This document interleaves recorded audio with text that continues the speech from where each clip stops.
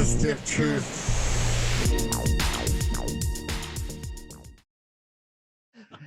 In that case, welcome to the stiff truth. Stiffer than ever today. A little bit more stiff than yesterday. And Bob, how are you doing? You're looking good. You're looking like you got some fresh air, but also some cold chills. I don't know.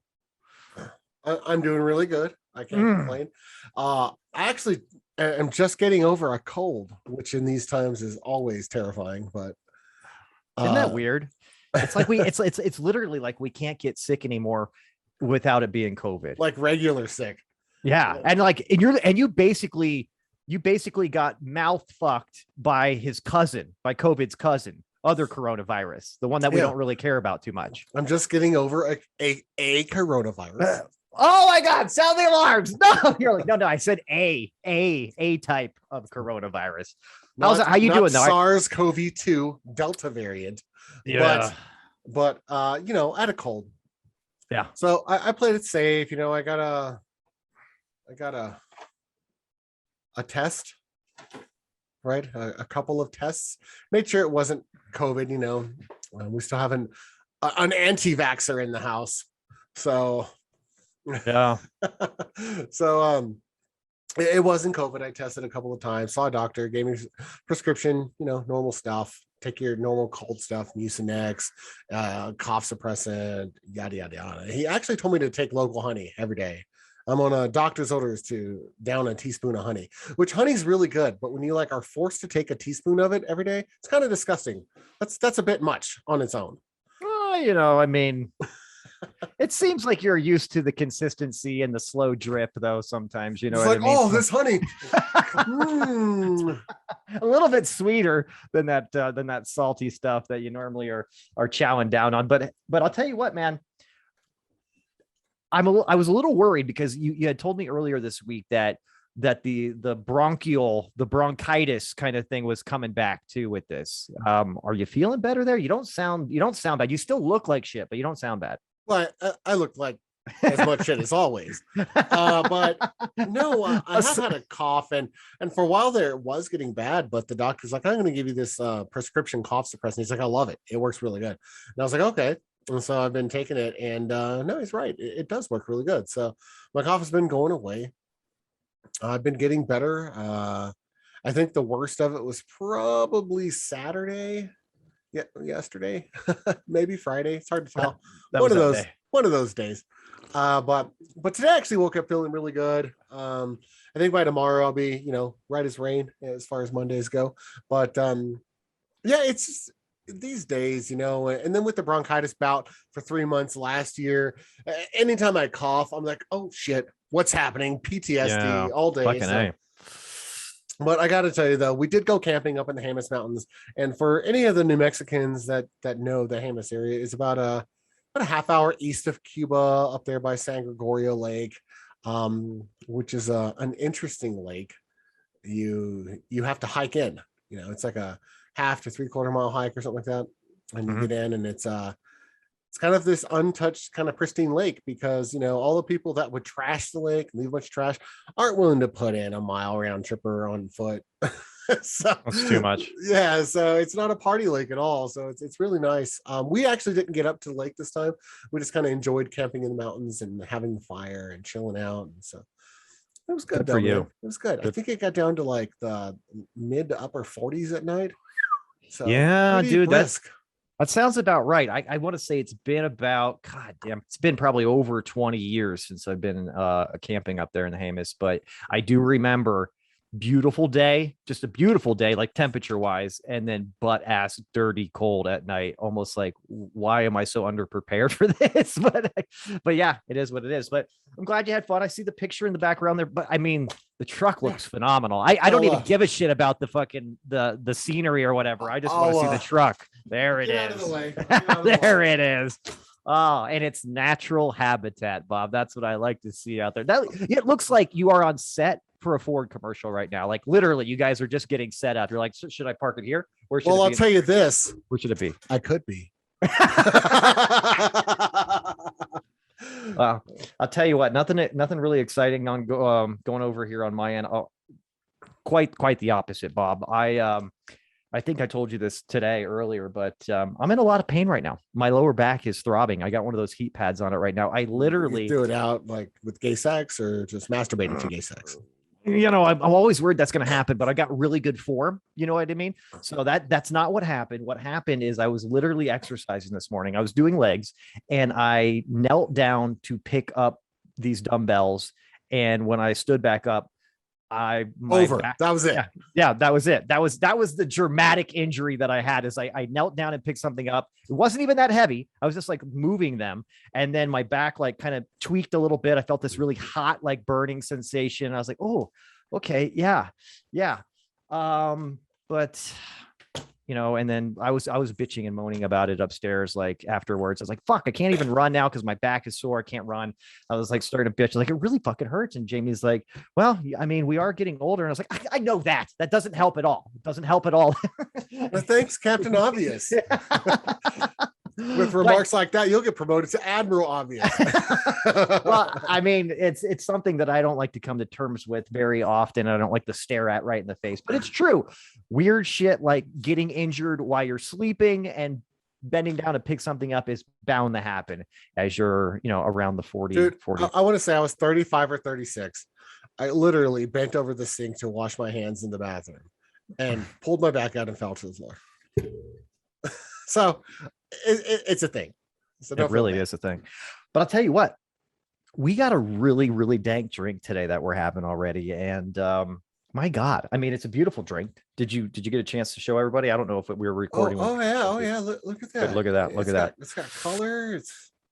Ladies and gentlemen, this is a zombie. And I felt like we needed to go back to just like, hey, let's get those strongest drinks in the world and let's barrel through another one of those.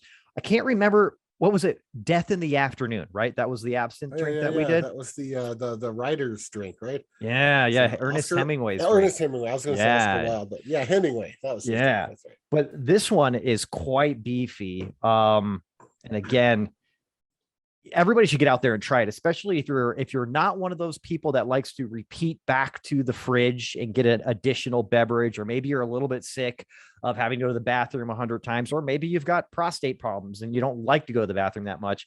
This one really will put your dick in the dirt right out of the gate. I say this might be a 1 and 2 done. I mean, seriously, but how many ounces of booze are in this? Let's think.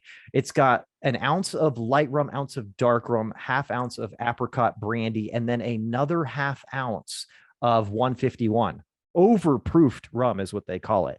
That's a lot of booze, bro. And then I'll tell you what's really crazy is there's lime juice, pineapple juice, and orange juice in here, and it still tastes like really strong like alcohol. I mean, it's not even really a good job of masking the alcohol. I'm like, but it looks gorgeous. How do we down this? I don't know, man. Just throw some fruit juice in there and just serve it. It'll be okay. Just plug your nose and fucking take that shit back. But it's pretty fucking good though, man. What are your thoughts on the drink? No, I agree. It is give your keys to somebody drink, right? Like you'll have to wait a couple hours to drive legally after consuming one of these. I would say. Yeah, like, and I was just telling you before, I had one of these, what I thought was one of these, but now I know that there's a traditional, non-traditional. The non-traditional is quite bitch made, and that's the one I had at a restaurant back in the day. And it felt like it was like orange juice, pineapple juice, and some rum. And that's really about it. And I think that's kind of like how they kept it, maybe like 3 parts, 1 part rum and 2 parts this. But this is it's much different. So I'm enlightened. The kids say that it hits different dough. Oh, it's different dough. Okay. Yeah, I'm with that. I'm totally hip. I'll tell you what, I feel we got to just mention it, but with all the craziness going on in Afghanistan right now, it seems like our boy Andrew Cuomo kind of just was able to dance out of the spotlight for a little bit, because for a while there, it was Cuomo all day. And you know what's weird? With all the bullshit that's gone on with Cuomo in the last, I don't know, probably 9-10 months or so. I thought you could say like actually like his whole term, like 9-10 years. Well, with all the craziness really in the last year, he really had the balls to say, I think I'm going to run again in the future. I'm like for real, dude. Oh my Like goodness. just let it go. Like you've already tainted your name, right? But you're like gonna taint your like grandkids' names, like the lineage. Like just you don't want to be called like pulling a Cuomo. Like you don't want to be a verb. No, Let's just quit now and try to get out of the spotlight. That was a great opportunity for him to exit stage left. it really was, because there's a lot of noise going on in the Middle East right now. We'll probably cover some of that on another show just because there's a lot going on there. But yeah, like you were just literally saying, like he's literally tainting his children and grandchildren, or he could be touching some children's taints. I don't know which one it is, but I know it's not good. With Cuomo, I don't think you can just assume anything. To Well, be honest, remember, he's not a pervert, though. He's not a sexual harasser or anything like that. He's Italian. Do you That's like right. that? Jesus Christ. It's not his fault. It's genetic. Every time I grab an ass, it's because I was born this way. Did you get a chance? Did you? Sorry. That to me was not even offensive, more than just completely comical. I was like, what the fuck is this guy saying? I was like, dude, and that was his like final ditch, like his strategy. You know what I mean? Like, hey, look, trying to overcome all the proof and all the allegations that didn't work. There's stuff in writing from all these people. You know what we're gonna do now? I'm gonna blame it on my lineage and pin this on my mother and father, because it's definitely fucking their fault. But did you see that montage behind him? That video I sent you, when it's him just I didn't get a chance to play it. Oh dude, I'm sorry. that's okay. It's so fucking classic, because literally, and I just want to call it out here. I think it was last season when I said Cuomo's a piece of shit. Like you did. Yeah. And I remembered like, why is he a piece of shit? And you're like, trust me, I have New Yorker friends and family, and he's a piece of shit. I was like, okay. And now it's all come out here, but take your word for it, Scott. It's really funny. It's really funny because it starts. He's like, so people got kind of upset about this picture of me, and he's kind of like just holding like a young lady's like face, very similar to how people do, like, hey, come here, or like you're going in for a kiss or something like that. He's holding her face like that. He's at a wedding. It's kind of an Italian thing, right? Sure. Yeah. Now, apparently, and he says it like kind of surprised in this really short little video that he made, that the girl felt uncomfortable. And that's when he goes on to say, he's like, I've been doing this gesture for my entire life. My mother actually taught this to me, and my father. It's like, it's a gesture that is supposed to convey warmth, right? So that's what it is now. It's not him sexually advancing or like groping anybody. He's just a warm guy, like super warmer than my lower back right now with this fucking pad on there. But then they start going through like all the examples. He's like, I've been doing this.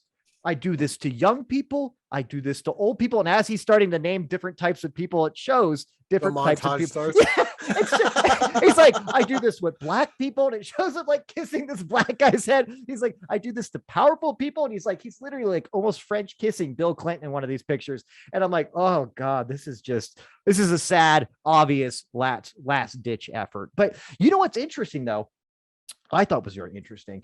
There was an uproar here about really going after him to the point where they were gonna push allegations and get his ass impeached, which is ironic. That's still going. Well, here's what's they're still looking into that. They're looking into it. Apparently, what I'm understanding, and maybe I'm wrong, or maybe this is already kind of moved to another part of the news cycle, but I think it's New York state law that you can only, and this is the ironic part, I thought, you can only impeach somebody while they're in office. So considering what just happened with the second impeachment of Trump after he was out of office, I thought that was pretty interesting that like state law and if he was just, governor of New York, he would have been scot-free at this point. But I thought that was interesting. And the other thing I think is really interesting is they've got a lot of ammunition to go after this guy, not just for sexual harassment, but let's just call it, what would you call like basically being the solution for being the catalyst for so many elderly people dying in COVID in nursing homes? What would it be manslaughter, or would it be negligence? Like I think it would be, potentially negligent. But there's also he directly gave orders to withhold data Yeah, fudge the numbers from them, even if he too. wasn't giving orders necessarily himself as to how COVID is handled in retirement homes, or that can never be proved. But they definitely have him giving direct orders to withhold those numbers from reporting so that it doesn't look as bad at a time when what the fuck's a few thousand more people dying in your state, because at that point it was fucking crazy. New York, you might as well be honest with it, you know what I mean? So everyone would have understood. But yeah, that was like an impeachment where both senators from New York, both Democrats, were actually calling for his impeachment last year when that came out. And again, this time it came out again. So there's a couple of things. Is there's a criminal case that is moving forward with one of the accusers, right? And the other accusers are kind of jumping board, but they're not like jumping onto like, let's press charges. They'll probably be attached to a civil case at some point, but not necessarily. At least no one else has hopped onto the criminal case. I don't know. I've been out of cell phone for 2 days. Maybe someone else has come forward in the last 2 days. It's possible. But, and then the other side of that is just, what it represents to his party. You know what I mean? Like there comes a point in time where you just need to like cut bait and preserve your party. And like, it's getting too bad. It's now tarnishing the next potential election of a Democrat, in his case, in this state. And it's very strange that, I don't know, he should just, and he hasn't even stepped down yet. He's saying that he will in like 2 weeks, I guess a week and a half now. But that's not a guarantee. And a lot of people are pretty uncomfortable with that I will step down talk, right? Well, it seems like everybody's kind of moving forward with it, even if he's not really 100% committed to it. You got his successor here, Kathy Hochul, that is already talking about like stuff that she's going to be doing and mask mandates for schools and this and that. And she swears, this is very, very comforting, Bob. She swears that her administration in New York will never be known as a toxic workplace, which feels really great. I mean, I'm going to just take her word for it. I don't know about you, but it's refreshing. It seems good. It seems good. I mean, one presser clears this all up. So this is great. New York's fine, everybody. Move along. Let's go check things out in Texas for a little while here. Yeah, it's interesting, dude, because I don't know. I think that's kind of being swept under the rug here, the nursing home thing, which I think, and I don't want to split hairs here or compare and belittle sexual harassment, but I think death is a little bit more severe than making somebody feel uncomfortable. That's just me. It's not as glamorous and headline grabbing in the news. I'm just going to call it what it is. I mean, this guy should have been out of office last year, and we even talked about it on the show. Like, he should be gone. I don't understand why he's still there. And then now it's coming out with allegations, and it's there's like sexual assault allegations, but I think it's more groping. Like, I don't think he's actually being accused of raping someone outright, right? I don't think there's rape. But, I mean, not that like I'm belittling the sexual assault allegation in any way. When you're governor, you're held to a certain standard, or even a boss of someone. You shouldn't like that grabbing people's face. That's okay to do a barbecue at your house to a cousin you haven't seen in 5 years, right? That's not okay to do to like a head of state in a fucking meeting, or like a reporter that just walked in, you know what I mean? Or let's just say a random young girl that happens to be attending the same event as you. Dude, you can't just do that, because that's one of the things he said that was troubling. He's like, I do this to strangers I meet. You're like, who the fuck does that to strangers? That's the point, guy. You can't do this to strangers. This is why you're in trouble. I know, it's okay. The fact that you don't know is the problem. This is what's happening here. The narcissism runs deep, buddy. Oh yeah. Well, you know what it is too. I was just looking this up too. The cautionary, what is it called? American Crisis? That's his book deal from last year too. And I think that was one of the reasons he wanted to, to hide the numbers. I was like, look, dude, I've got a $5 million book deal right now in the works. The last thing I need is the truth coming out about my COVID numbers and how I handled things in the state. That's the point of the book, is how I handled COVID in the state. And it's supposed to be like spun as a positive, not reality driven. This is a fiction book, but yeah, that might be the thing too, bro. So I don't know if he really cleaned up on that, but yeah, I saw somewhere worth 5 million, but collected, I think, like 4 million or something like that. I don't know. I haven't touched it. I haven't even looked at it. I saw that it's on Amazon. You look like a guy that likes to read a lot. Did you read Cuomo's book, American Crisis? Did you get in there? No, I don't dig down to governors usually. I keep it at the heads of state level. Maybe Bob's got standards. He's got political bio standard, and I don't fuck with governors. Like maybe if it was about New Mexican governors, I might dig in that a little bit, but definitely not like some random state in the U.S. I don't have time to read because every governor's writing a book these days. Everyone that has any sort of spotlight on them writes a book, whether they're qualified to write a book or not. They just get ghostwriters to write it for them and slap their name on it. And see, that's what I was just going to say. They don't actually write the book. I love how everybody does it too. Like, yeah, so I'm writing a book. Like, stop. No, you're not writing a book. You're basically dictating like some shit, or you have something written down and somebody else that actually knows how to write is writing the whole goddamn thing. But yet you're going to collect all the money for it. That's awesome. Someone that you laid off with your COVID policies is now freelancing and desperately needing cash. And that's 100%. who's writing your book. 100% non-essential workers, if you ask me. You know what I mean? Oh, what an asshole. What an asshole. Really big asshole. And I was telling somebody, I sent you that video too. I'm sure you didn't watch it. I don't think you had time to if you didn't watch that, because then you went off the grid, so to speak. But I did. I was like 20 so miles away from where I lost cell phone reception. I was in like you've got pretty mouth country. Oh. And did they tell you that you had a pretty mouth? No, they told my son. That seems about right. You're a little bit old now. I'd say you've been hanging on the vine a little too long, buddy. That's right. I'm a little bit past the sell by date. I mean, I'm iffy, but if I smell okay, you might still have some. Jesus. And who's that guy I sent? So you didn't get a chance to see that, did you? The what is it? Kyle Dunnigan, the comedian that does that? No. Cuomo fights back, but it's pretty fucking funny. But he does a great impression about how he talks. He's got, to me, I hate to say this because I think we might have been talking about it, or maybe I don't know, but he's like, well, he's just Italian. I'm like, no, that's not how Italians talk. The guy's speech pattern, the way he talks, is very Neanderthal like. He's almost like he's retarded to a certain extent. So you throw in a little bit of like the New York accent with like a slower aging Neanderthal kind of guy, and you got Cuomo right there. But he does a great job making fun of him. It's not my fault. I'm just Italian. That's the way we are. Meanwhile, somewhere out there, Paulie from Jersey Shore is shaking his head. So upset. He's like, I've got so much more social standards and expectations than you. Well, and we were talking about this too. What I thought was really interesting about this is, and we talk about this probably here and there. We pepper it in throughout the shows, but just reiterating that, people are very tribal in their political parties, right? Oh, yeah. Very, very tribal. And it's my team completely, my way or the highway. Or if you're not on my team, you're on the other team. If you say something that's just against our party, then all of a sudden you're denounced, blah, blah, blah, blah, blah.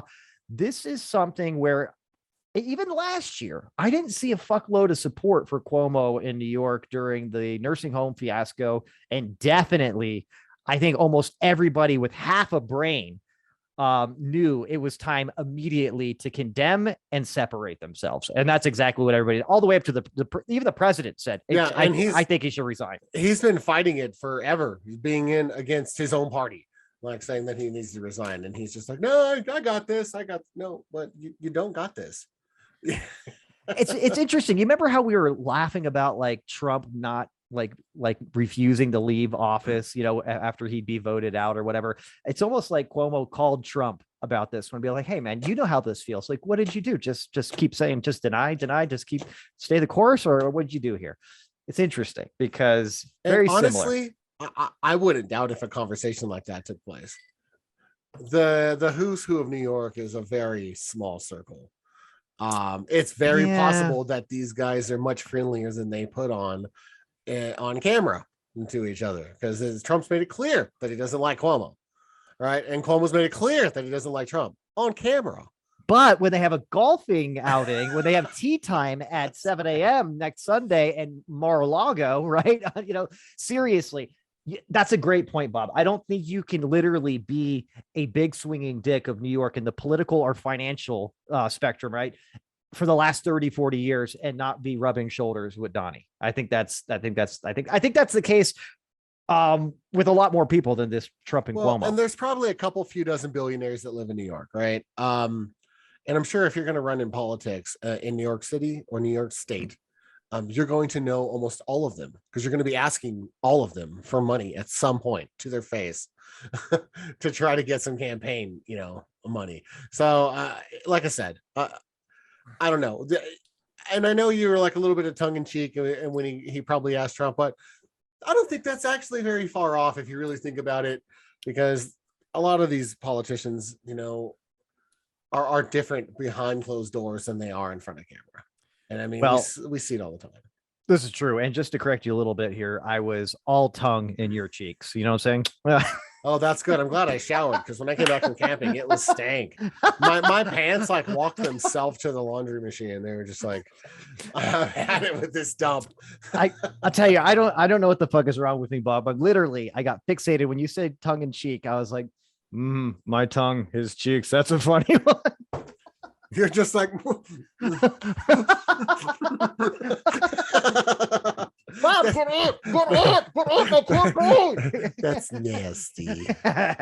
So I saw an interesting story, kind of along those lines the other day, right? And it really made me think, because we're more likely to catch these stories, I think, because of our ability to kind of jump across the aisle on certain issues, right? And kind of see the other side point of view much more than a lot of people in my life that I just ran across, friends, family, whatever.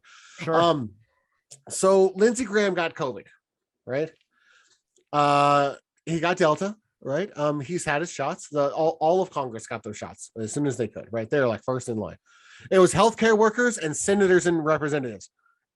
Like, I don't even think it was in that order. There's probably senators and representatives, then healthcare workers, right? Behind the scenes, like, oh, we're gonna do the first wave. Like, guys, go behind us while everybody's looking at the camera. Yeah, I think that's what happened. So he got it right, and he reported on it, and he was on Fox News. And was like, I tested positive for COVID. He's like, now I'm feeling fine. It's just mild symptoms, kind of like light cold stuff. And he's like, I've been vaccinated, so it's not that big of a deal. But I did get COVID. And I'm quarantining and doing my 10-day 2 weeks or whatever it was. I don't remember. I'm paraphrasing, of course. But the interesting thing about that was where he was the day he found out that he got COVID. So he was on a houseboat with other senators hanging out. Fly on the wall. That's all I got to say. Want to be a fly on the wall. Normal deal. totally normal. Now, It was Joe Manchin's houseboat. Oh, okay. He's probably the most conservative Democrat out there. He was also accompanied by Senator Coons, who sits on the Senate Judiciary Committee, is a really high-ranking Democrat, pretty progressive Democrat, right? That's interesting. Yeah, there was like 6 Democrats and 2 or 3 Republicans on this boat, and they were out there. And Joe Manchin said, we weren't partying. Finger quotes.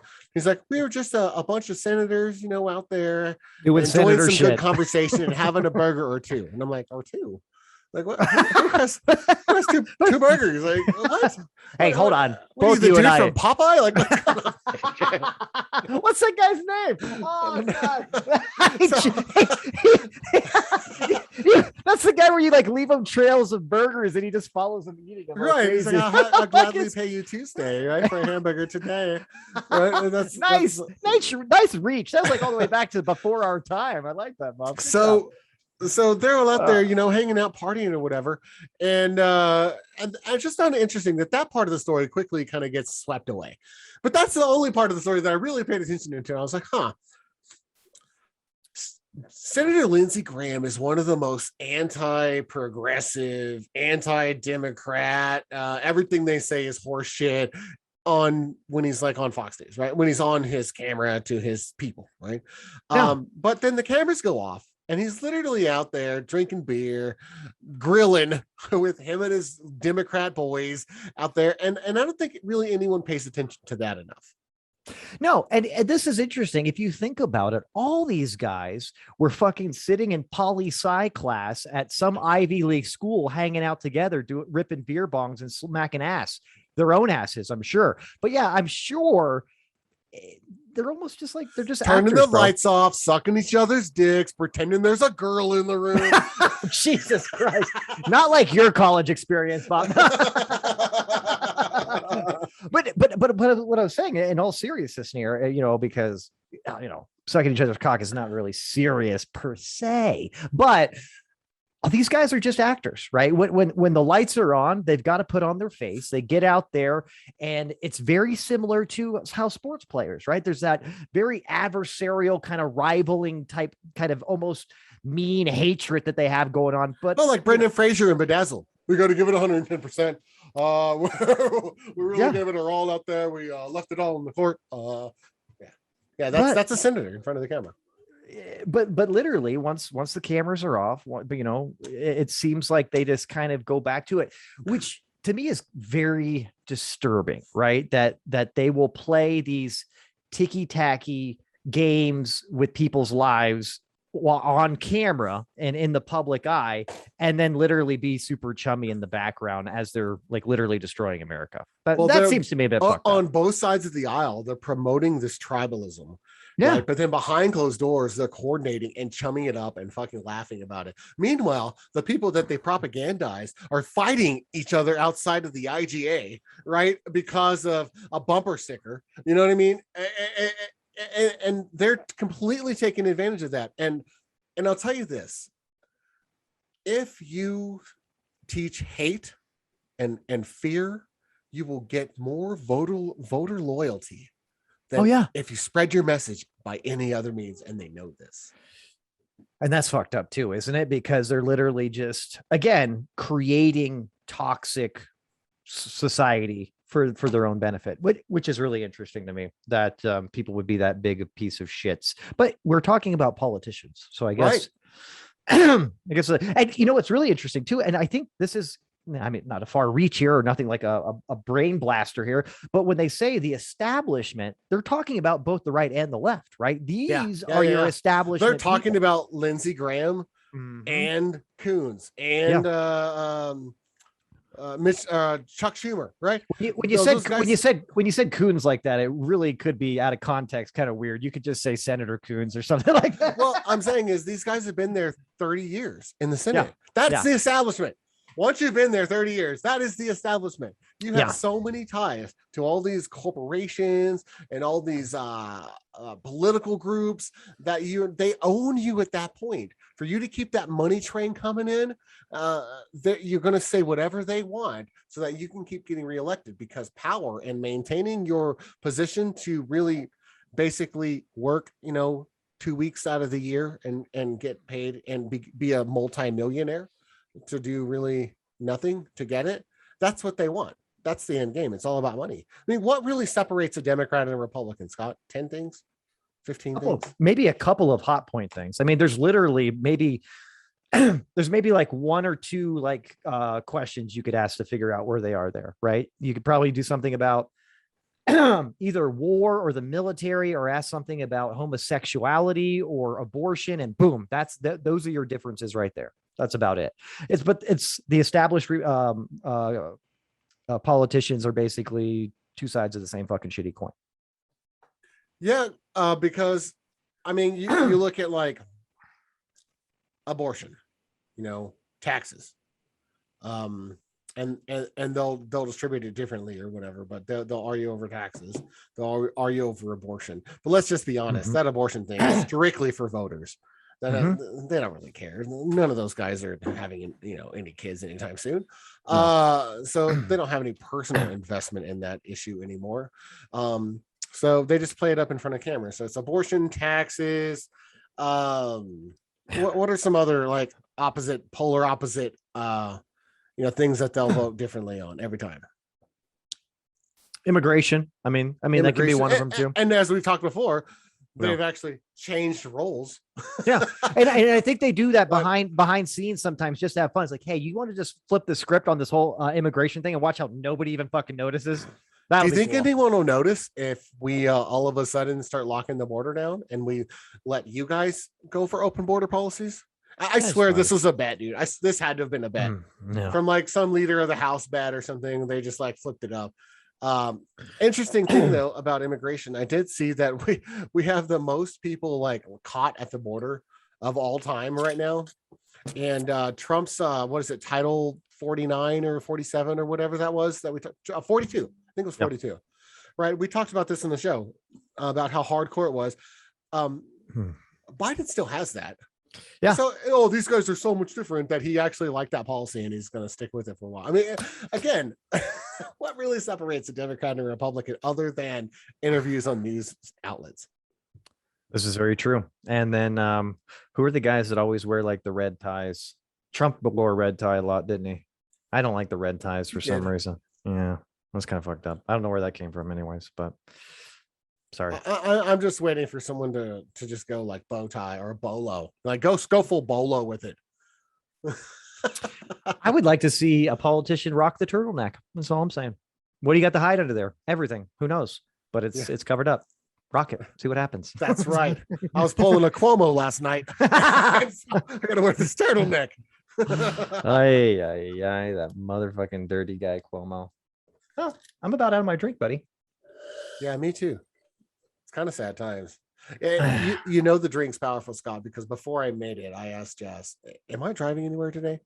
Like, do I have to go anywhere else? Because I'm about to go make a fucked up drink. And so it's an important one to know.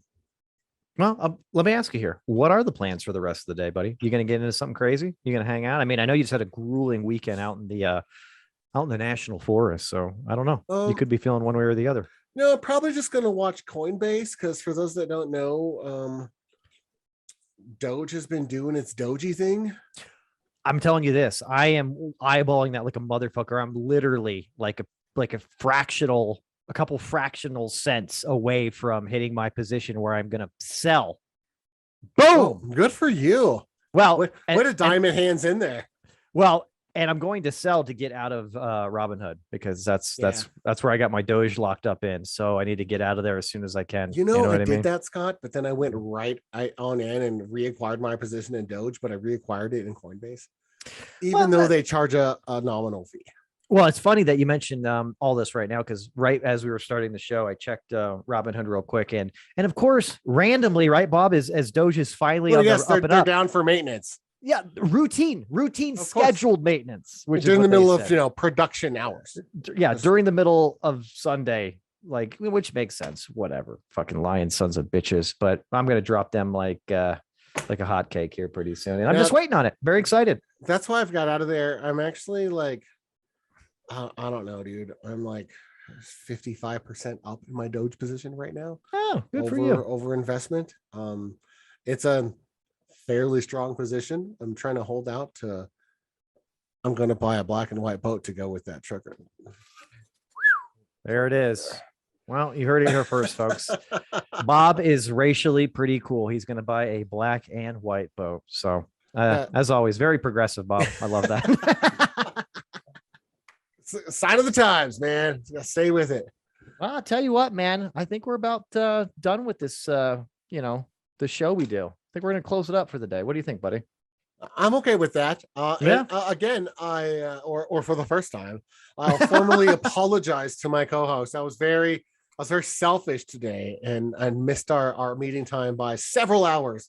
But Scott so graciously hanged in there and waited for me. And dude, it gave me a couple more hours just like to sit in the chair upstairs with good posture and heat my back with the heating pad. Yeah, so there's that. But and like tooth whistle that people drive by. God damn it, you fuck down, you damn kid. But seriously, Bobby, I'm telling you what, I think what I'm going to do is I'm going to close this bad boy up with you here and say goodbye to the world and go make myself probably number 2 here for the zombie. I don't know about you, buddy, but I suggest you join me and let's get shitty. What do you think? No, I'm good. Maybe we'll TikTok a couple of shots of that rum. Ooh, that sounds good. Well, hey everybody, thanks for joining us. Bob, you are always a dream. I will always wait for you. Okay. Just if you're running late, I'll just be that guy at the restaurant. Just be like, no, he's coming. I swear I'll have another zombie. Sir, we need the table. Wait. We need the table. Hey, sir, we closed in like 45 minutes ago. We closed actually. But no, seriously, you are a dream. It's great to see you. You look refreshed. You look happy. You look like you got to smell Mother Nature's ass, which is really nice. And I'm jealous. So good on you. Our time's coming soon. Yeah. But no, guys, seriously, Thanks again. Check us out. Check us out on the podcast platforms. Rate us. Write a little review if you want to. Get on our Facebook page and chat with us. We're always there. Yeah. I watch that thing like a hawk. Get frisky and throw $1 on Patreon. Shit, throw 3, throw 25. But yeah, even $1 would be super sweet. Keep helping us help you. But other than that, Bob, unless you got anything for everybody here, everybody can go fuck off for the rest of their weekend, and we'll see them next week. See ya. Bye.